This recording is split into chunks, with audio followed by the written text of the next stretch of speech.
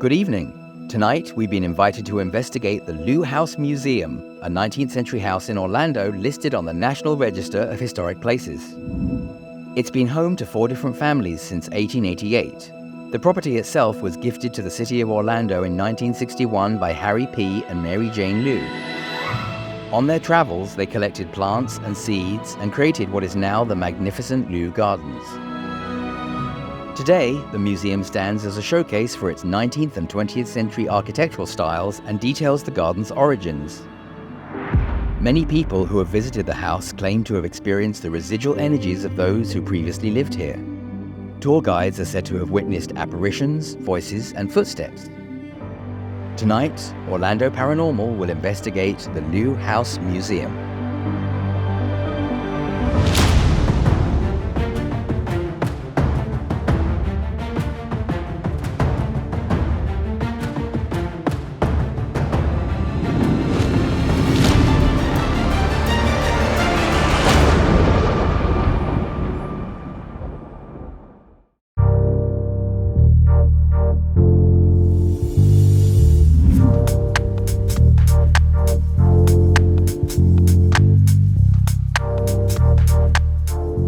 So, Nikki, what do we know about the Leu House?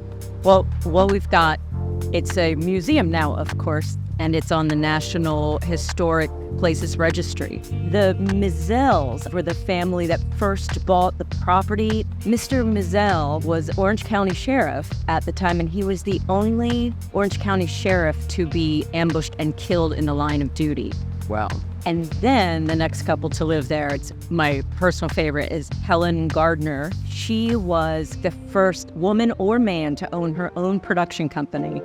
She was a director, actor, really famous, silent film star. And it kept going through the years to the Leus, who, of course, donated the entire area to the city. And they like to travel around the world and bring back the plants from around the world, so they made the big famous gardens.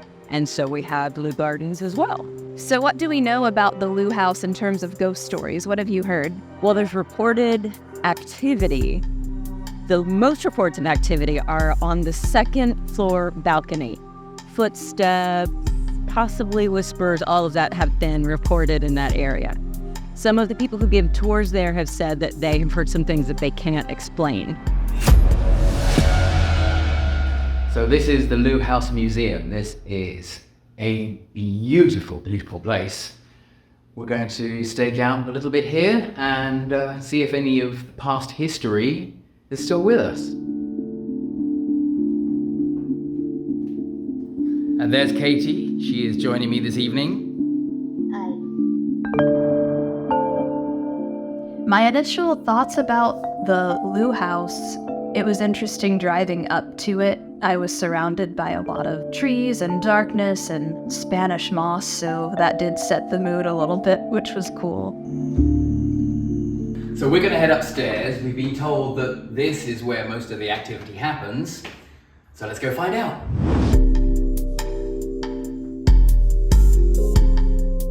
We also have this little thing, which is an EMF meter. It detects electromagnetic fields. Oh look, we're getting something right here.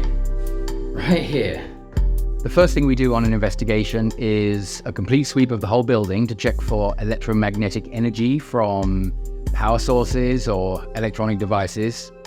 High levels of EMF can cause people to feel dizzy, disoriented, in some cases hallucinate, so we need to rule that out right from the start.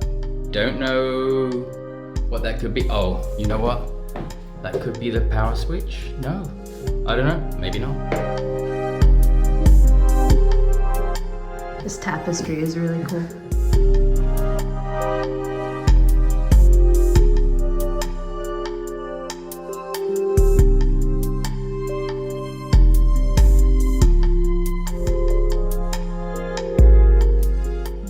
Maybe it is just old buildings have that sort of quiet feeling about them, especially when they are set up in this fashion and they feel like they're frozen in time, but it has an energy about it as if it does belong to somebody else and you feel a little bit odd being here.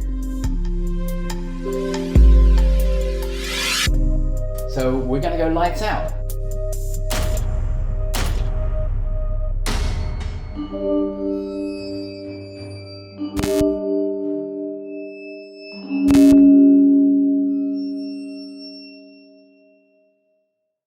So this is the balcony where people have reported to hear footsteps with nobody up here. So we're going to leave a digital recorder running for the entire duration and see if we hear footsteps.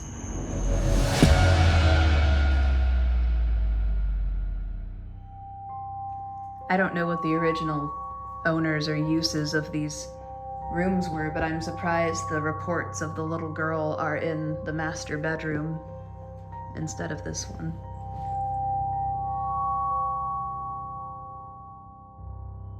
Handmade 1929 dollhouse.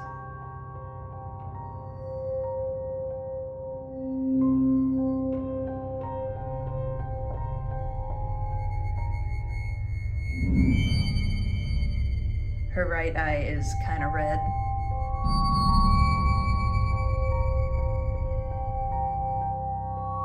What did you find? Raggedy Ann dolls. Do you think they get up and move at night when nobody's here? Do you want to do an EVP session in here? Sure.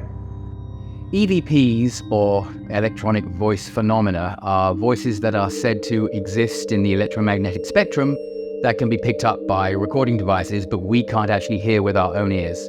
All right, let's try an EVP in this room. I'm going to put this down by the doll here. Okay. We did quite a few EVP sessions and generally caught nothing except for one moment where we seemed to catch a voice that responded to something I said. You have a lovely house. Now, we didn't hear anything at the time, and our camera's audio didn't pick up anything. But when we listened back to the digital recorder and cleaned up the sound a bit, there was definitely a man's voice. You have a lovely house.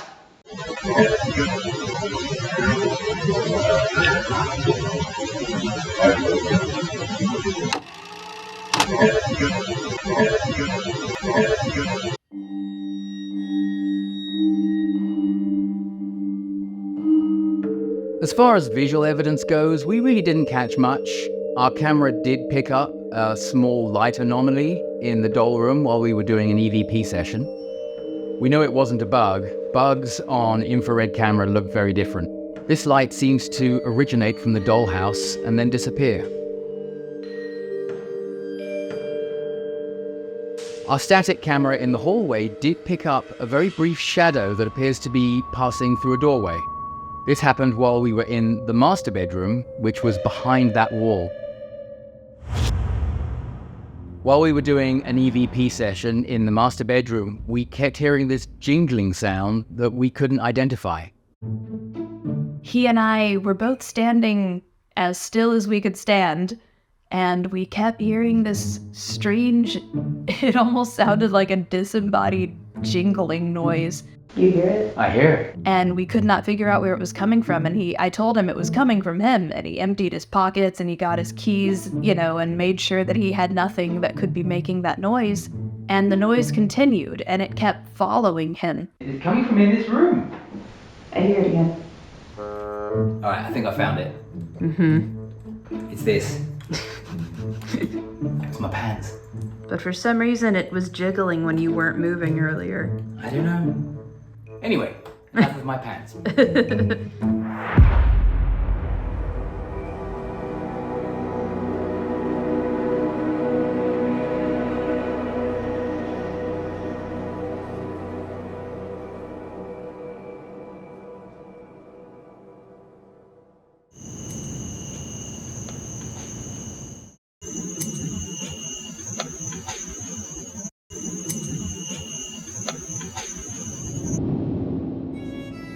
It's hard to say whether or not the Leu House Museum is truly haunted.